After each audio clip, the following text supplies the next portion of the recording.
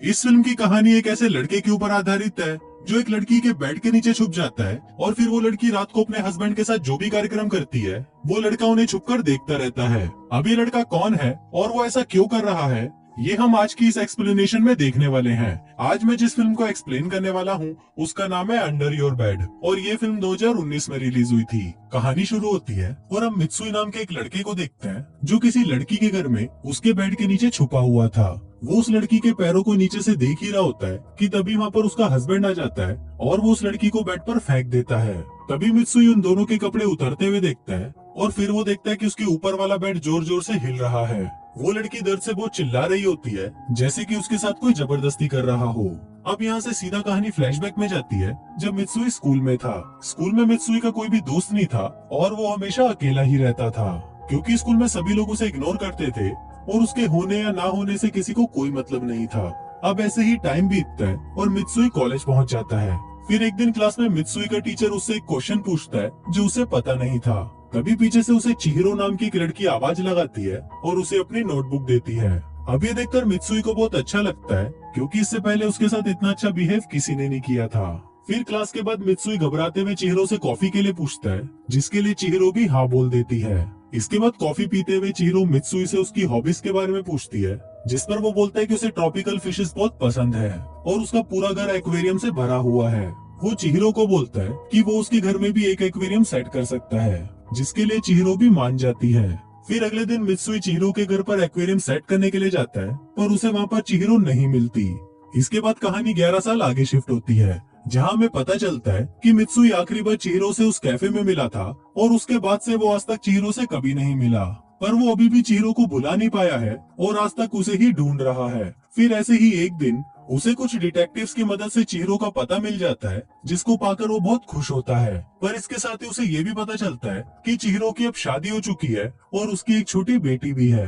अब मित्सुई तुरंत ही उसके घर की तरफ निकल जाता है और उसके घर के बाहर छुपकर उसका इंतजार करने लगता है। और फिर जब चिहिरो अपने घर से बाहर आती है तो वो काफी कमजोर और उदास दिख रही थी। वो मित्सुई के पास से निकल जाती है लेकिन वो उसे पहचान नहीं पाती। अब मित्सुई उसे देखकर हैरान हो जाता है कि इन 11 सालों में ऐसा क्या हुआ कि चिहिरो की ऐसी हालत हो गई। इसलिए मित्सुई डिसाइड करता है कि वो चिहिरो को पहले की तरह खुशमिजाज बनाएगा। इसके लिए वो उसके घर के ही सामने एक एक्वेरियम शॉप रेंट पे लेता है और उसी बिल्डिंग के 3rd फ्लोर पर वो रहने भी लगता है। वो अपने रूम की दीवार पर चिहिरो की एक फोटो लगाता है और साथ ही वो वहाँ पर चिहिरो की एक ड्रेस पहनी हुई डमी को भी रखता है क्योंकि मित्सुई जब उस डमी को छूता है तो उसे लगता है कि चिहिरो उसके पास ही है।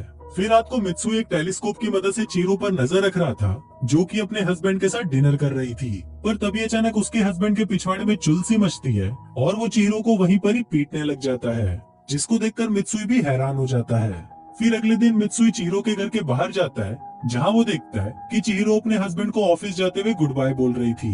अब उन दोनों को देखकर ऐसा बिल्कुल भी नहीं लग रहा था कि कल रात उन दोनों के बीच में कुछ हुआ था।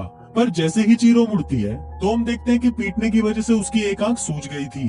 अब ये देखकर मित्सुई भी समझ जाता है कि चिहिरो और उसके हस्बैंड के बीच में कुछ भी ठीक नहीं चल रहा। अब इसके बाद से ही मित्सुई चिहिरो के घर के बाहर एक फूलों का गुलदस्ता और एक कार्ड रखा करता था जिसको चिहिरो रोज कूड़े में फेंक दिया करती थी। यहाँ तक कि उसे ये भी जानने में कोई इंटरेस्ट नहीं था कि ये सामान कौन भेज रहा है। फिर एक दिन चिहिरो मित्सुई की एक्वेरियम शॉप पर आती है जिसको देखकर मित्सुई बहुत खुश हो जाता है। वहाँ चिहिरो को एक फिश बहुत पसंद आती है पर वो फिश बहुत महंगी थी तो चिहिरो वहाँ से जाने लगती है। पर तभी मित्सुई उसे रोकते हुए बोलता है कि आज हमारी शॉप की ओपनिंग है इसलिए हम अपने पहले कस्टमर को फिश फ्री में दे रहे हैं।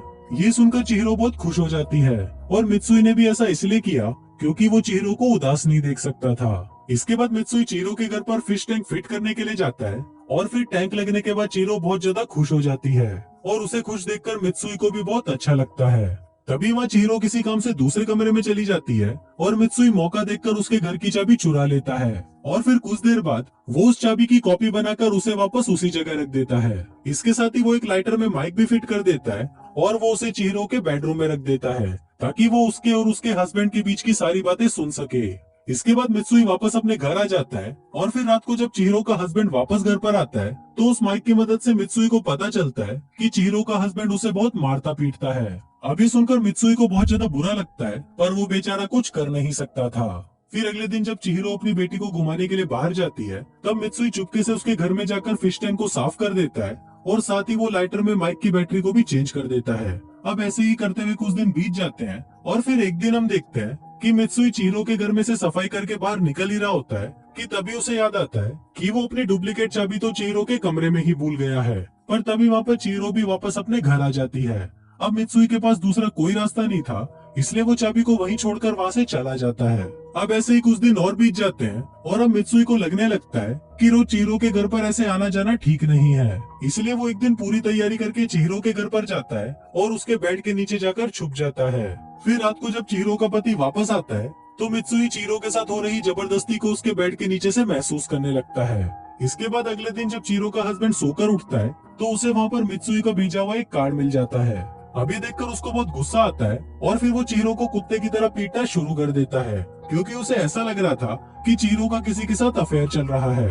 अब मित्सुई भी ये सब देखकर रोने लगता है, क्योंकि चिहिरो की ये हालत उसी के ही भेजे हुए कार्ड की वजह से हुई थी। फिर आधी रात को जब चिहिरो का हस्बैंड सो जाता है तब मित्सुई उसके बिस्तर के नीचे से बाहर निकलता है और भागता हुआ उसके बाथरूम में जाता है।